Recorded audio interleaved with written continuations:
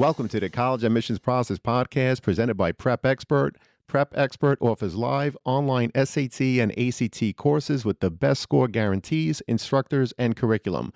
Go to prepexpert.com to guarantee your child's success. I'm also excited to share my book, Straight from the Admissions Office, a review of my biggest takeaways from the first few hundred podcast episodes. It's packed with direct insights from admissions professionals and practical tips to help students and their families navigate the college admissions process.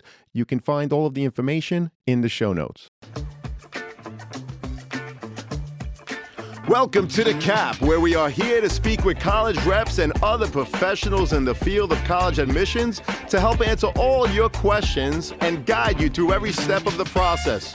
So if you're serious about college admissions, you've come to the right place. Are you ready?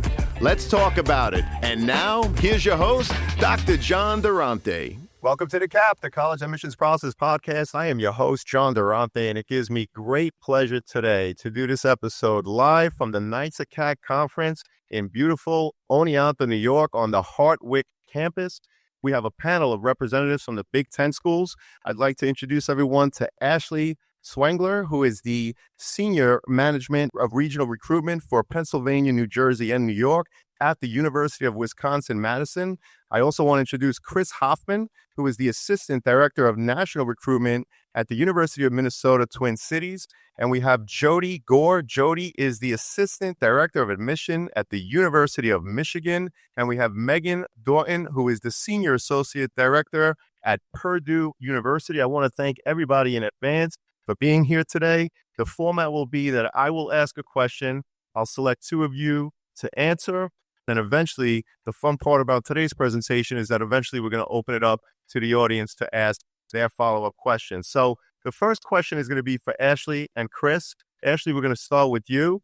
The Big Ten is often synonymous with athletic excellence, but for those unfamiliar with the full scope, what does it really mean to be part of the Big Ten academic consortium? In other words, what distinguishes the Big Ten beyond sports, and how do member institutions collaborate on shared initiatives?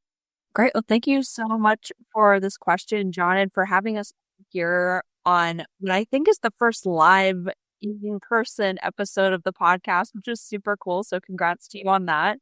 The Big Ten Academic Alliance, or BTAA, as we like to refer to ourselves lovingly, is a consortium of 18 schools, right? So obviously, on the field, we're all pretty famous in our own right. I think some of us, especially more competitive than others in that like school spirit, but it's really cool. And how I've heard it so well put in the past is that our relationship transcends the athletic competition and field. And it really is based in colleagueship and really putting the students at the center of the conversation with all of our resources pulled together. So we do a lot in terms of research collaboration. I think the stat was like $17 billion in like collaborative research, which is a super cool stat, but also in terms of just libraries.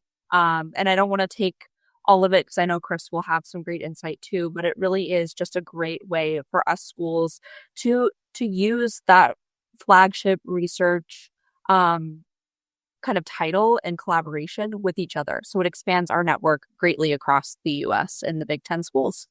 Chris, anything that you'd like to add? And same question for you. Yeah, Ashley touched on a lot of the great resources, but I think if we were to try to list them all out, we'd be here for a while. A couple of the other ones that I'll mention from the student perspective that they might find interesting or valuable is just sort of knowing that after they graduate, we have some of the largest alumni networks in the country, but there's also something to be said for being an alum of a Big Ten school and networking with alums of other Big Ten schools. You know, if you run into someone halfway across the country from where you attended who attended another Big Ten, you have that connection immediately. While you're a student, you also have access to things like course sharing, being able to take courses that might be offered at another partner institution, but not your own. And then sort of selfishly, for those of us who are on the admissions side of things in a Big Ten school, some of the greatest benefits are number one, we have this network immediately, right? If I'm looking at a room full of reps and I'm looking for a quick read on trends in a market or something that's happening, being able to go to Ashley or Jody or Larry from Michigan State, whoever I am chatting with, knowing that they kind of get things through our lens, being able to share information like that, it helps us all adapt a little bit more easily and be able to better serve the students and the counselors that we're working with. So again, don't want to be here all day listing all the benefits, but just some great things to keep in mind for students and counselors that are considering a Big Ten school. Definitely a lot of benefits, Chris. Thank you so much. Along with Ashley, the next question is going to be for Jody and Megan. Jody, we're going to start with you. Big Ten institutions receive an extraordinary amount of applications each year. Given that scale, how does your team approach holistic review in ways that honors both institutional goals and the individuality of each applicant? And what would you most want students, families, and even counselors, many of whom are here in this room right now, to understand about how final decisions are thoroughly made? John, thank you so much for the opportunity to this question. Because the one thing I think I would like to make sure that counselors and parents, students all know right up front is that we do invest a lot of time and a lot of resources into making sure we are able to review even this massive amount of applications that we receive. We put a lot of time and investment to make sure that we are able to read them holistically, but also read them holistically multiple times. Every application in Michigan is read at least twice. So I can't tell you how demoralizing it is when I see on social media, oh, Michigan just gets too many apps and they read what they can and then they just defer everybody. If there's one thing that I could say, if you hear someone say that, don't ever listen to that person again because they know absolutely nothing about what they're talking about. Because we honestly work really hard. We have huge staff here at Michigan. We're going to hire about 220 external readers to our staff this year, and we have about 35 people managing geographic territories to be able to ensure we're able to carefully review all of the applications that we receive. Wow, well, we appreciate that. 220 external readers, approximately 30. Yeah, so if any of you are looking for jobs after you retire, look me up. Oh, that's hysterical. Thank you so much, Jody. We appreciate it. And Megan, anything that you want to add or share from Purdue University? I echo what Jody said. So certainly, I would emphasize all of that. Maybe just a couple other things to add is that, for us, so we don't read applications by geographic territory. And so I think that's a really important note, for certainly students, but even school counselors to know. Because we read applications, for us, it's by academic major or college. For us, that helps with the consistency of the review.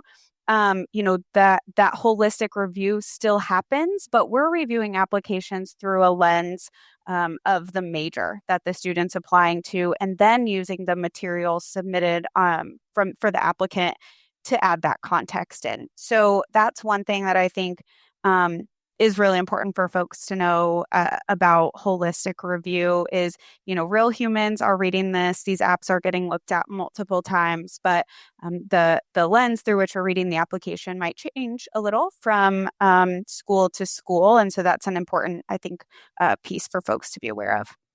Well, we appreciate that. And it's part of the reason why we have conversations like this, because so many schools, typically, they do look at the geographic nature of the application pool. There are schools that, for example, UNC, they're mandated to only accept 18% from out of state. University of Texas at Austin, it's 10%. The UC schools, it's 18%.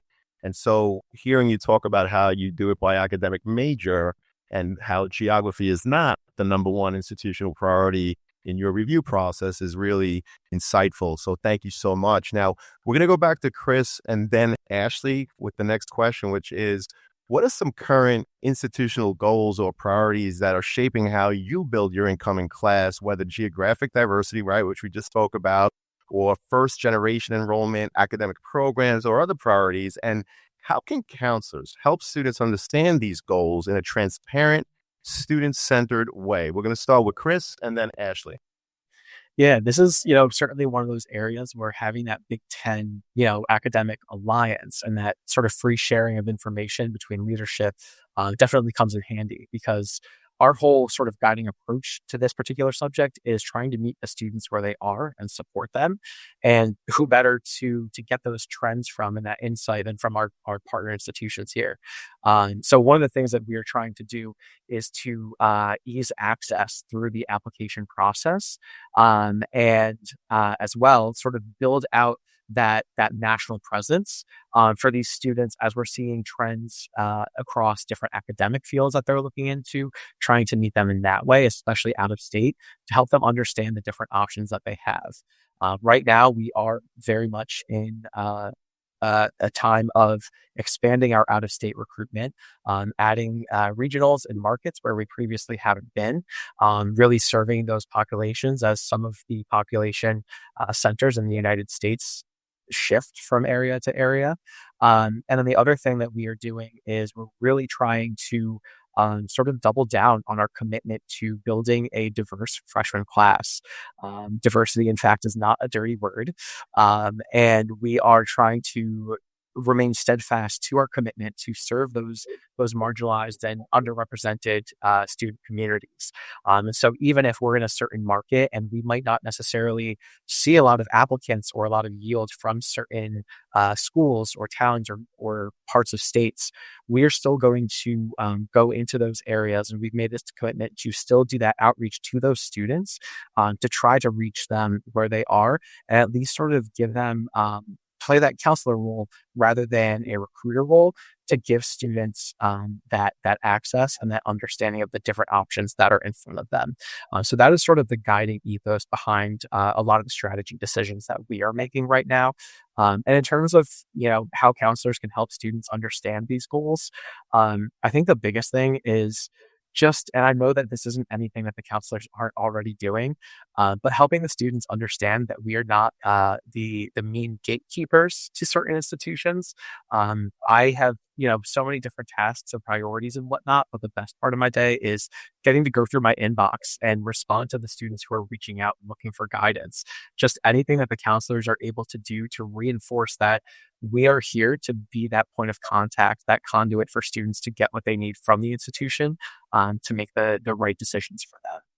Well, Chris, we appreciate that comprehensive answer, especially when you're talking about the fact how building a diverse freshman class is something near and dear to you at the University of Minnesota, which is so true for so many institutions in terms of, if you read their mission and philosophy statement, that's really what they're talking about. And I appreciate you sharing the access that you want to give students, but also the outreach that you do as part of an admissions team. So we really appreciate that, Chris.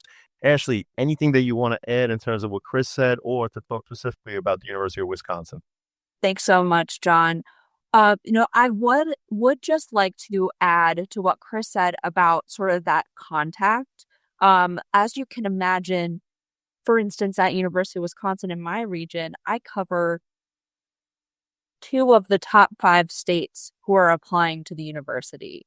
And hopefully Pennsylvania will be added there as another one in the future if I'm doing my job right. But beyond that, it's a lot to manage, from the student to counselor relationship on my side. So I encourage you all as counselors to be reaching out on your students' behalf. I think there's a lot of great resource sharing we can do. Chris was talking about the addition of regionals.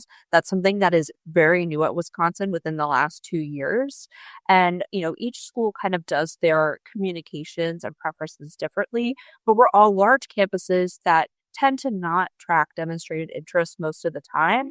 So, and kind of helping counselors help students understand our goals and understand how we operate.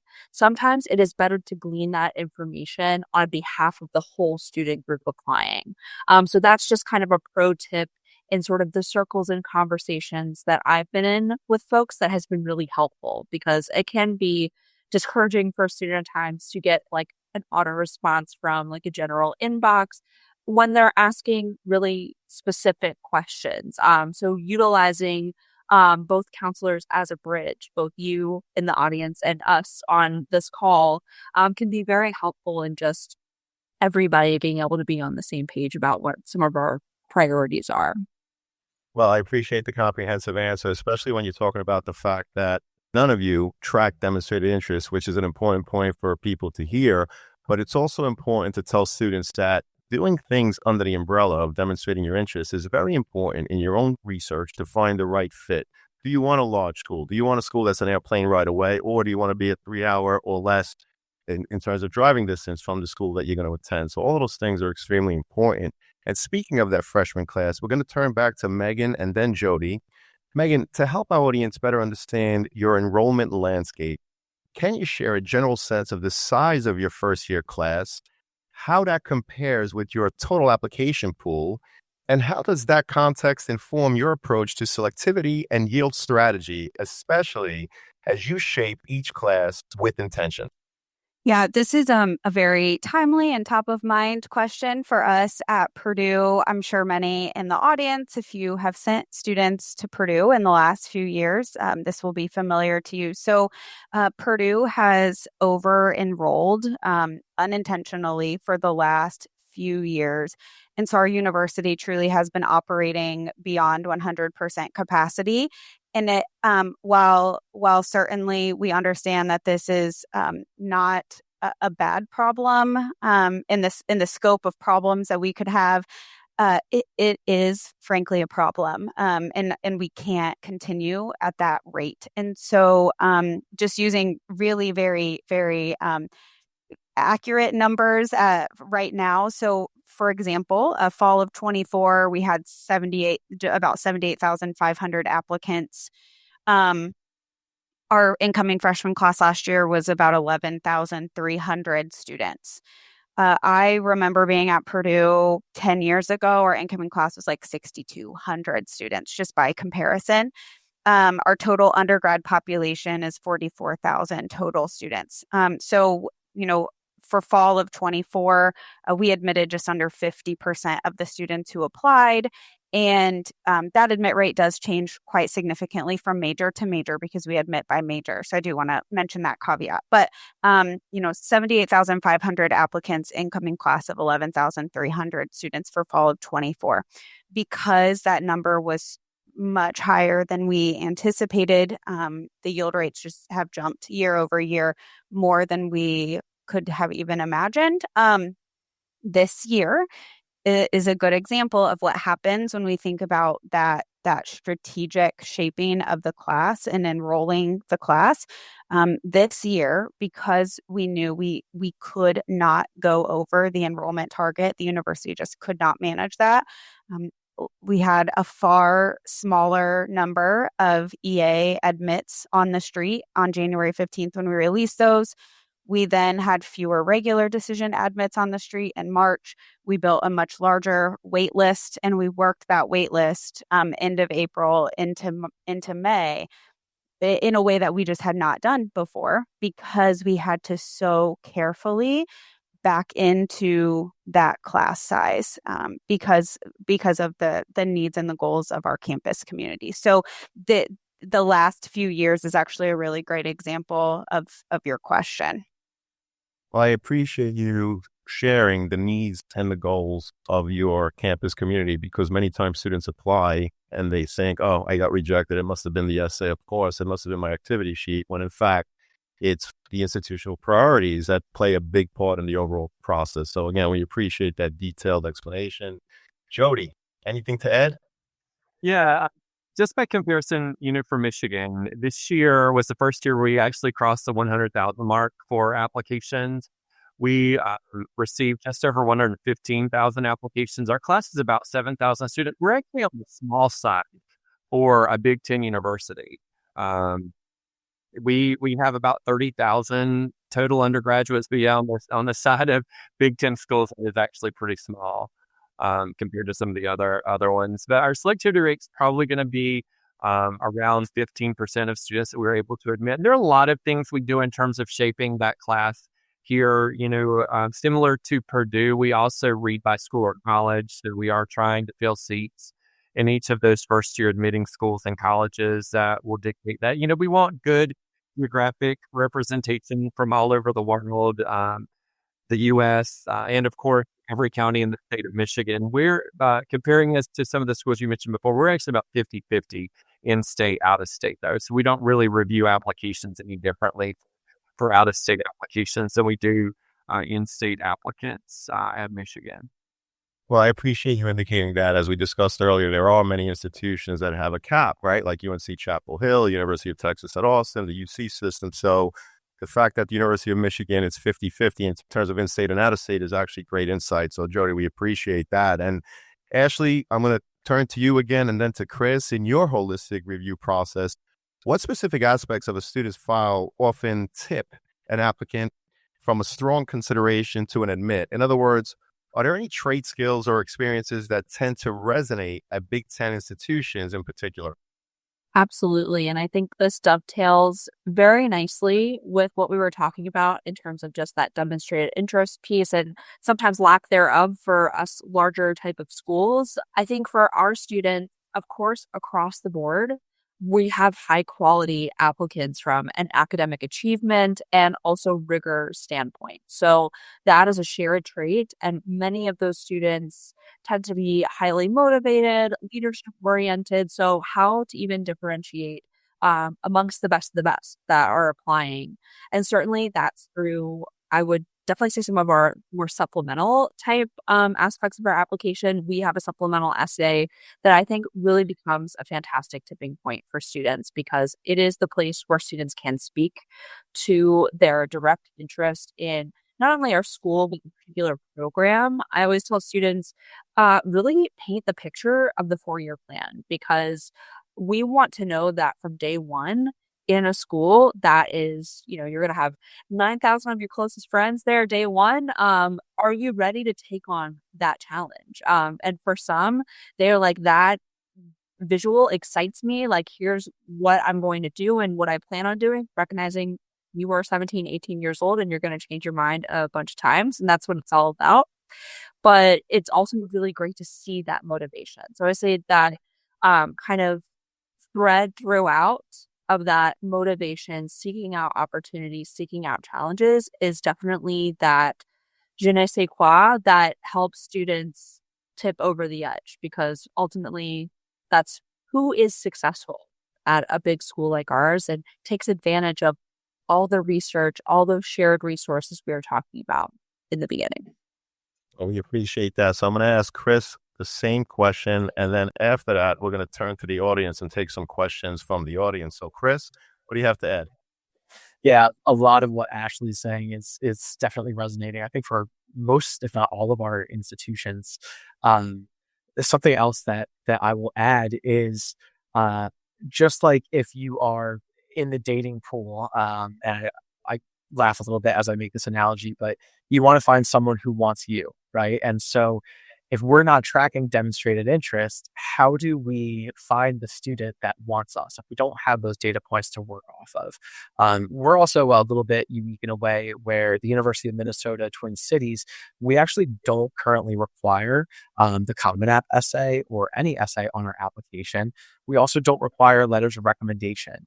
And the decision to not require those came as a result of a discussion on access and equity. When some students have the resources to hire third-party resources who will do all but write that essay for you. We just wanted to sort of level the playing field. And so we have to get creative in how we find these different data points. For us, one of the strongest factors is when you are done reading the application, and as many applications as we receive, we do read every page and every word of every single app.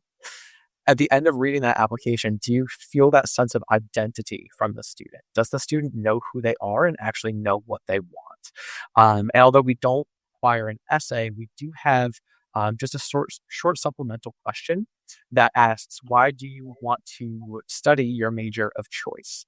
And through that, along with the other components of the application, including the activities list, and the courses that they've chosen to take in the context of their school, you get a real sense of, does the student know who they are and what they want? And have they taken enough steps in that direction that when they get to our campus, that they're going to take that to the next level? We're incredibly proud of our retention rate. It's one of the highest in the nation for a school of our size, hovering around 92%, depending on the year. And that comes because we've done a great job of finding these students who know who they are, they know what they want, and they've identified us as being a good fit for what they are looking for.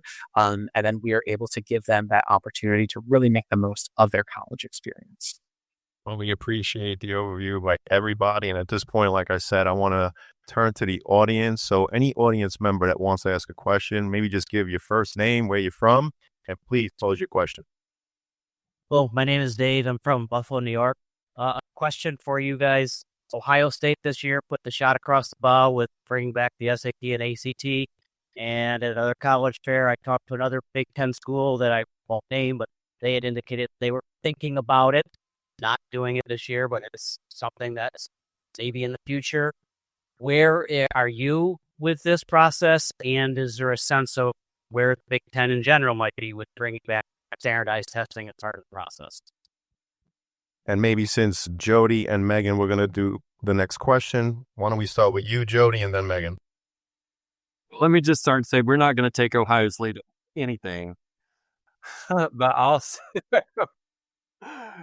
so we don't currently have any plan to go back to requiring test scores. But I do want to say that these are interesting times that we live in, and I have heard that being test optional, it's possibly going to be seen as a DEI thing. And I think maybe even in the Dear Colleague letter from the Department of Education, that was maybe even in that. I can't remember if it was or not.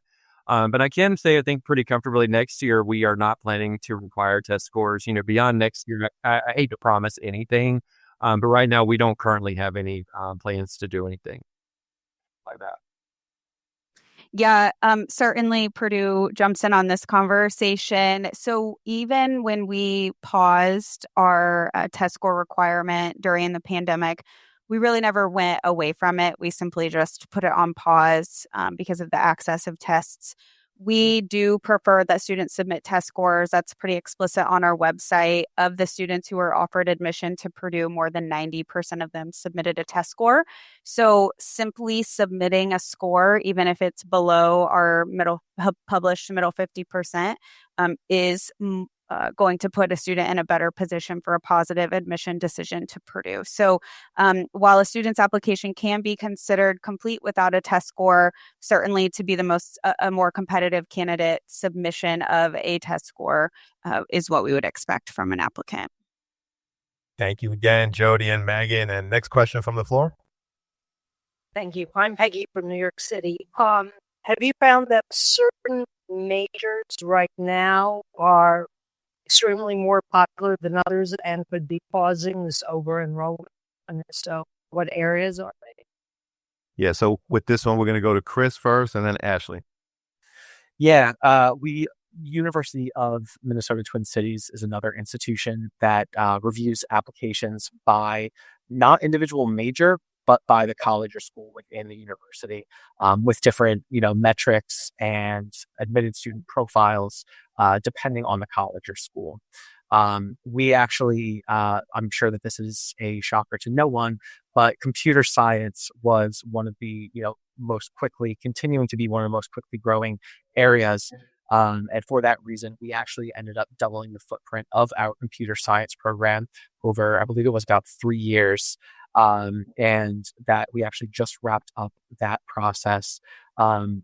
Currently, as we continue to see computer science grow, we're also continuing to see an influx at our institution of business applicants, but particularly from the East Coast. I think that, the high school counselors certainly see those, what I call the migration patterns, where a lot of the students are either going for the SEC pipeline or the Big Ten pipeline or the small private Northeast school pipeline.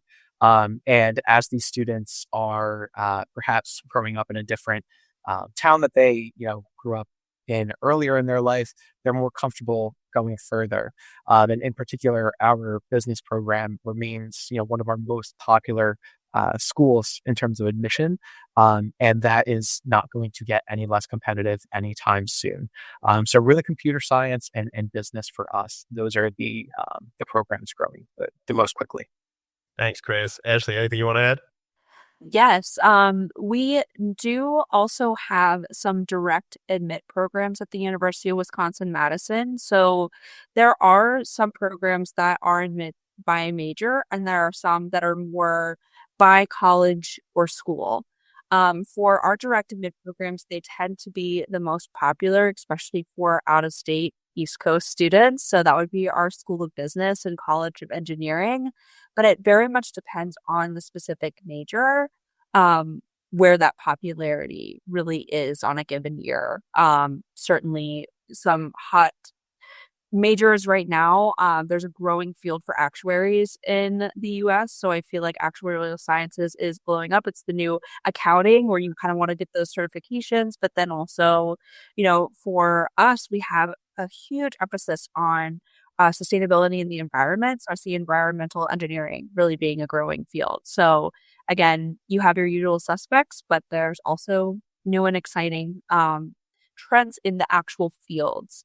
I also have to say, too, for us, it is kind of more of the majors that are name brand or associated with career pathways. But I do have to say, especially for those college counselors in the room and for those who will be listening to this when it's published, really hearing your students out on what their particular interest is, maybe in the realm of career, in the direction of a career, and thinking critically about what could be some of those more niche programs for them. Because I love when I get those aha moments from folks about our School of Human Ecology, for example. Very interdisciplinary, certainly covers not only interior architecture, consumer behavior, and marketplace studies, but puts the lens of psychology over it and ultimately could be a better fit than marketing for some folks who may not want to lean into that calc as much as they think they do,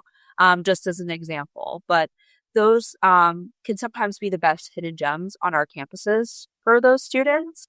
Really doing your due diligence on the front end to advise students, especially if they are competitive but are not among the most competitive. If they're wanting that particular school or university, it might be the way for them to really attain that in a given year. Because we're only getting more competitive, as Jody was mentioning, app numbers. All of us are growing. So important to know that. Fantastic. Again, thank you for the insight. Let's see if there's any more questions from the floor. Hi, I'm Cheryl Kavanaugh from Buffalo, New York. You were saying that you wanted a student that was motivated and had leadership. What do you think, though, about like a student and somebody that knows themselves? What do you think about students that are coming in undecided? Is that still okay? And like, how do you view them? So for this one, let's go back to Jody and then Megan. Thank you. In some ways, this is complicated for us because, we do ask students to apply to a specific school or college in those circumstances. And if they make the decision to apply to the School of Business or the School of Nursing or Engineering, they really should have some good idea that that's what they want to do. But, at our core, we're still these great liberal arts institutions where we value the learning for learning's sake, scholarship. And we want students to come in and explore these broad curriculum. And as Big Ten schools, we're Big Ten schools. We offer a lot of classes. We want students to come in and explore those broad opportunities for classes that we have. So if you are applying particularly to our liberal arts college in Michigan, that would be LSA. We love students who want to come in and explore all of those opportunities. And quite honestly, some of the best essays that I've ever read as a part of this application review process that we're talking about has been from students who had not made up their mind. And they did value the opportunity to come to Michigan because they know Michigan offers 2,000 classes a year. And they'll have, a lot of that opportunity to do that. Thank you so much, Jody and Megan. Yeah, Jody said it perfectly. I think maybe one other thing that I would add, I really love exploratory studies as an option, certainly for students who just are really unsure of what they want to study, but also for students who really they're at point A and they know what point C is. Like they know it's law school, they know it's med school, they know it's vet school, they know it's real estate, but they're unsure of what that undergraduate degree program might be. Or maybe they just feel like you have to be a biology major to go on to medical school. But I don't really like biology that much. What else could I do? Right. And so I love exploratory studies programs for that type of student as well, because I think that really gives them an opportunity to explore all the majors that might be a good fit for what that ultimate goal is. So for a totally undecided student, exploratory is great because it gives them that opportunity to see where do their skills and their interests meet and what career might that be. But also, I love exploratory studies, even for some of our most high-flying students who have an ultimate career goal, but the path to that just isn't linear. And I know that sometimes is really overwhelming or stressful for students. And taking the pressure off by coming in as an exploratory student, I think can really be the best of both worlds. Help them turn down the dial a little on the temperature and also help them find the right fit major to meet that ultimate career goal. Terrific. Thank you both so much. And these are great questions. Any others from the floor? Hello, I'm Marissa, IEC, and also a college counselor, New York and New Jersey. I would like to know if there are any majors that are part of your institutional needs in terms of majors that you would like to grow. You know, particularly there's been a lot of press about liberal arts and humanities. Let's start with Chris and then Ashley. Thank you. Yeah, there are certainly some programs that I think any institution would be happy to see growing. For the University of Minnesota, we are happy to see that our enrollment in the College of Liberal Arts, which often, as mentioned, the liberal arts sort of takes a back seat in a lot of these conversations and a lot of the students' sort of interests for the, STEM and business and whatnot. We are definitely looking to, again, in the spirit of meeting students where they are, try to add different options to help those students get to where they want to be in a way that ultimately they might not realize will help them get to where they want to be. And what I mean by this is we have a College of Biological Sciences that is highly competitive, that is incredibly research-based, and is sort of learning biology by doing biology, as we call it.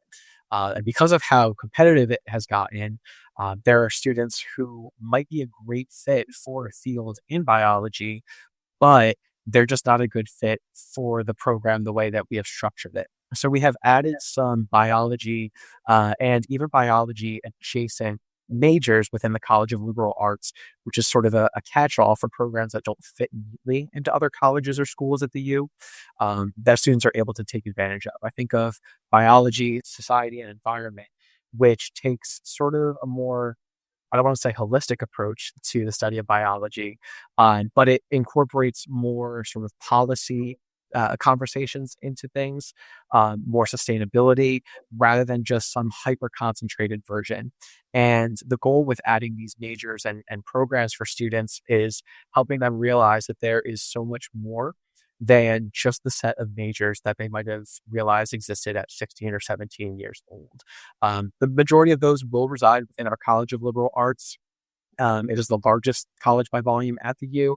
It is going to continue to grow, especially as we add these programs that are a little bit on the newer side that students themselves might not realize that they are the best fit for. Thank you, Chris. Ashley, same question. Of course. So when I think about either up and coming programs or programs that are really having their moment of growth now, certainly our College of Agricultural and Life Sciences at UW-Madison is recognizable simply because we are in the dairy and soybean capital of the United States. Specific emphasis on the dairy, let's be honest. But, it's really cool to see major partners come in like Kikoman, for example. We have a fermented foods lab that is again really having its moment in not only nutritional but also culinary and medicinal properties in these different industries as well. So really cool area, not only just in terms of growth for us, but the ability to really be at the forefront of different research projects, which honestly is what being at a Big Ten, like a flagship research institution, is all about. Another area for us that I think is going to continue to see some growth and certainly emphasis kind of along the humanities and arts side, our School of Education is number one in the country right now. And it boasts not only majors regarding sort of teaching, higher education, all the way down to elementary and early ed, but also dance and visual art, which we have kind of a division of arts at the university. So we really don't have one particular place where the arts live. It's kind of woven throughout, which, in the spirit of STEAM and kind of, all of those different acronyms that we use, I think it's pretty neat that arts is infused everywhere on our campus. But for us, dance is one of those areas that I've gotten to learn about in the last year or so, working with faculty in different projects. And just, it's one of the areas that, quite honestly, is so surprising because there's really a lot of research and really not just beyond the dance fundamentals. It really is about the research in the art and how it can translate into politics and science. And it's been a really cool program to learn about. And so we were the first dance program at a college campus in the country. And it's one of those things like when, again, I tell students they have this aha moment. It's not something we're known for right off the bat, but becomes such a great home away from home for students in those areas. So again, uncover those hidden gems. We all have them on our campuses. And it's certainly great to see students applying beyond kind of those top 5 most popular programs. So keep up the great work on your end, uncovering those gems for your students. Thank you so much, Ashley, and of course, Chris as well. Are there any other questions from the audience? We have one more. Hi, it's Dave again. Just a question. I'm assuming we're all high school counselors or independents or something sitting out here asking or listening to you. And trends that we're seeing, one of the trends is obviously applying to larger institutions such as yours. So you are seeing an increase in applications and so forth. As you see those increases, are you willing to share any trends that you're seeing from your side of the desk to us, either good or bad, that have intrigued you over the last few years? Just wondering what you're seeing. So thank you for the question. So we're going to go back to Jody and then Megan on that. Jody? That's been a popular question of late. I can't say that there have been any huge trends that I've noticed. Since COVID, when we went to test optional, we have seen a huge increase in our application pool. I think because of that, not necessarily for any other reason. The programs have been popular at Michigan. This is year 19 for me at Michigan, and I feel like the popular programs at Michigan have always been the popular programs at Michigan. I hadn't seen a lot change in terms of the rate of one school or college becoming more selective than it had been in the past. So I don't know that I have a lot to add to the conversation. Thank you, Jody. Megan? Yeah, I would agree with Jody in the sense that there's nothing has been just really sticking out as something that feels unusual other than simply the increase in volume. I think, like someone said earlier, the increase in applications tends to be concentrated in the always or forever popular majors. So we're not seeing that increase in volume across all 200 majors at Purdue. It's really just in the big handful of majors that you would expect to see that in.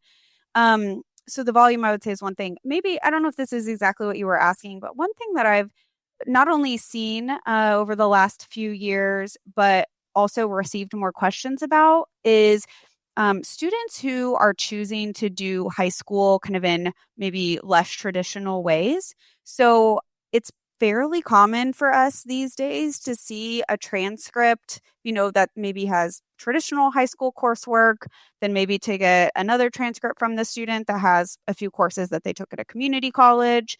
Maybe, a student has moved to like online schooling for a semester. And so we have kind of an additional transcript.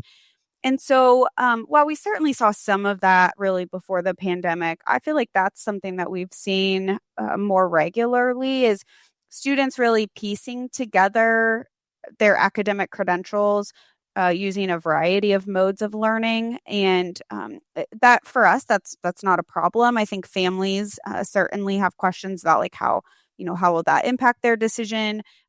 Great questions that we love to answer is what do you need from us so that you do have the accurate representation of the student's academic experience? But I would say that's just been maybe just an interesting thing that I've noticed in the last handful of years is just maybe an increase in students choosing a variety of ways to learn.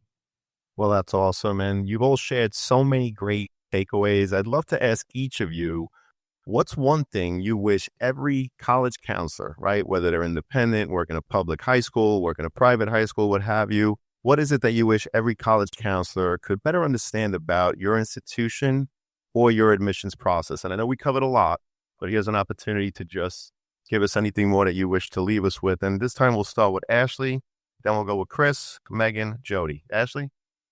This is a big question because I think in kind of the spirit of what my theme has been this last hour or so is about uncovering those hidden gems. And I think for us, we get asked a lot, how do you make large communities like a Big Ten institution feel smaller? And I will tell you, as high school and independent-based counselors listening to this, students who will come across this podcast later on, there are so many ways to find your niche at our schools, particularly when I think about Wisconsin.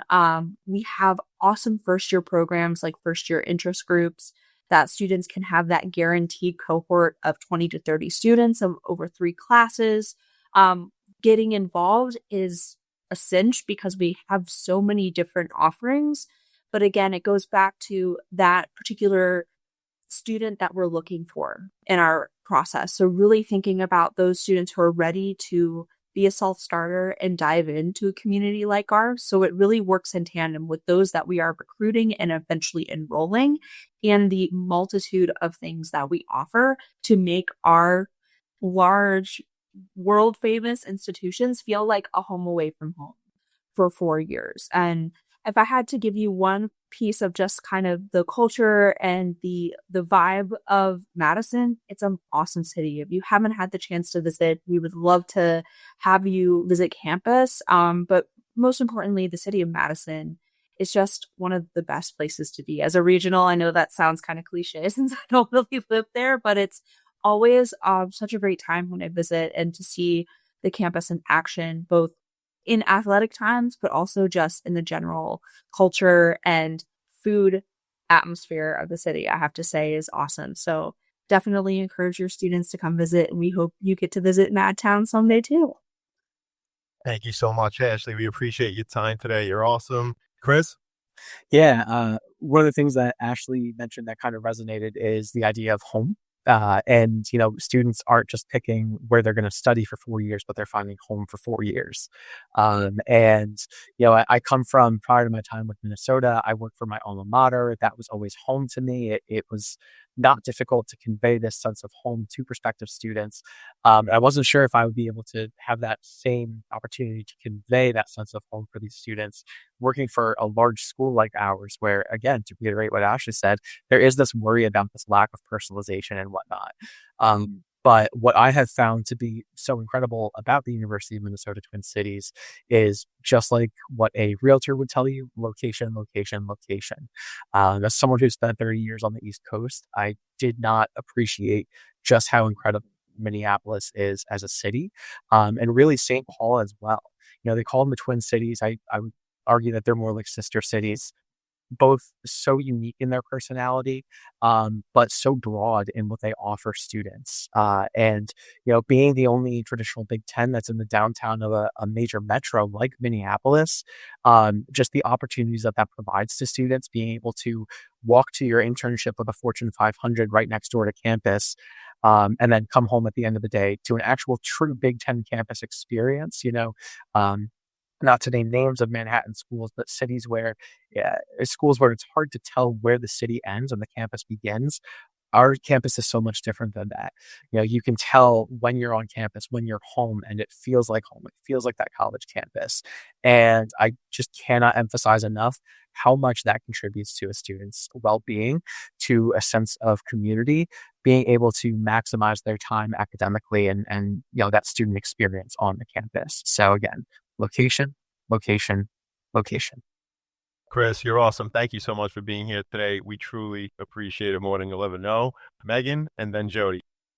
Yeah. So, as if you needed another reason to think we're all really similar, I echo certainly what Chris and Ashley have already said. I'll just add a few additional things. I kind of, to put it simply, I always say Purdue students, they work hard and they play hard. So our students are really academically focused. They want a really rigorous academic experience, but they also are really looking to be involved, find those leadership opportunities. So that's something that I think is really true of why, and we see this in survey results when we survey our current students time and time again. That's one of the primary reasons they chose our university.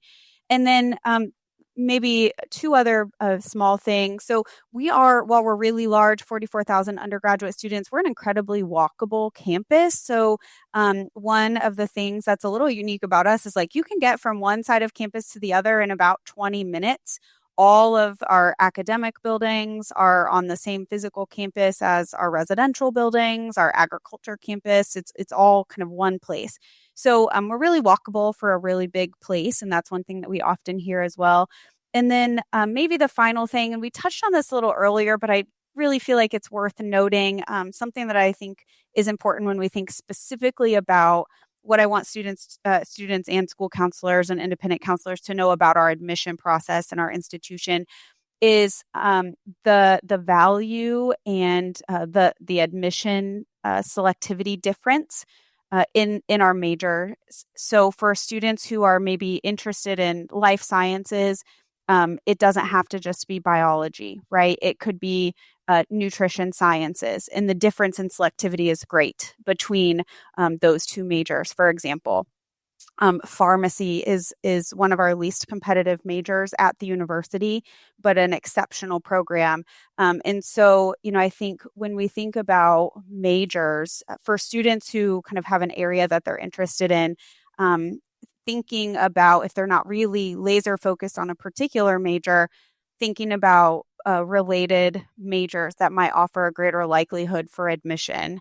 So that's something that I spend a lot of time talking with students about. We offer students the ability to choose two majors. So we are really happy to have conversations with students to help them think about the strategic approach to that primary and alternate major choice to really maximize some of these more and less selective majors to help with their admissibility. And so those are just a couple of additional points I would make and agree with lots of what Chris and Ashley have said. Well, you're awesome, Megan, and thank you for coming back on the podcast and being a big supporter of it. We really appreciate your time today. Jody, this is it. You're up. Yeah. First thing I really want to say is really that we're here for you, and that we listen to you.